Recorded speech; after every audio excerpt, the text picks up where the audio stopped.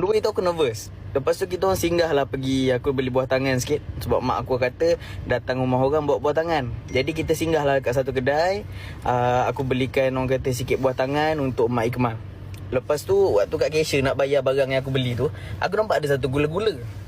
Gula-gula tu gula-gula yang macam puting tu. Yang macam puting kita nyonyok-nyonyok tu. Gula-gula macam itu. Aku pun ambil tanpa memikirkan apa-apa.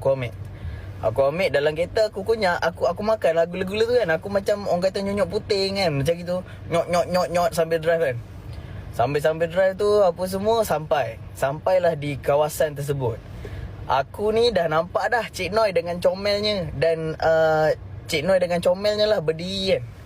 Aku dah nampak. Aku dah tak sabar nak turun kereta. Aku parking kereta, aku turun. Cik Noi pun dia memang greet aku baik. Cik Noi memang sangat-sangat menyambut kehadiran aku dengan sangat ramah lah. Aku pun senyum, orang kata memaparkan gigi-gigi aku yang tersusun ni kan. Aku pun senyum. Aku masuk balik kereta sebab kita nak pergi ke tempat lain. Jadinya masuk balik kereta, aku tengok cermin. Kau tahu aku punya bibir, keadaan bibir macam mana? Bibir aku biru disebabkan gula aku makan tadi. Aku tak perasan tau. Aku punya nervous, aku main turun kereta. Aku memang tak check diri aku dah. Memang lipstick apa tak pakai. Bibir aku biru ni dengan gigi lidah biru. Aku ni dah nampak macam perokok tega kau tahu. Kau bayangkan, lu jumpa pula. Engkau jumpa bakal mak mertua kau ni. Kau jumpa seorang makcik yang sangat comel ni. Yang memang ala-la tengok dia comelnya. Tapi muka kau macam perokok tega.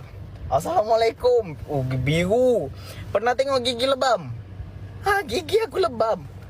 Aku dalam kereta tu aku macam, ya Allah, dalam first impression, dalam ni first time jumpa. Macam gitu image aku bawa. Ya Allah. Malunya habislah orang keluar. Malu sebab aku. Lepas tu aku pun pakai lah lipstick. Kali kedua tu aku macam, minta maaf ya Cik Noi, bibir biru tadi makan gula, nervous. Lepas tu Cik Noi kata, alah tak apalah, makcik tak kisahlah, cantik aja. Aku macam, kau tengok, maksudnya kalau aku perokok tega betul pun rasanya Cik Noi terima. Tak adalah. Tapi orang kata baguslah, Ibu Ikmal dia sangat lembut, dia sangat welcoming.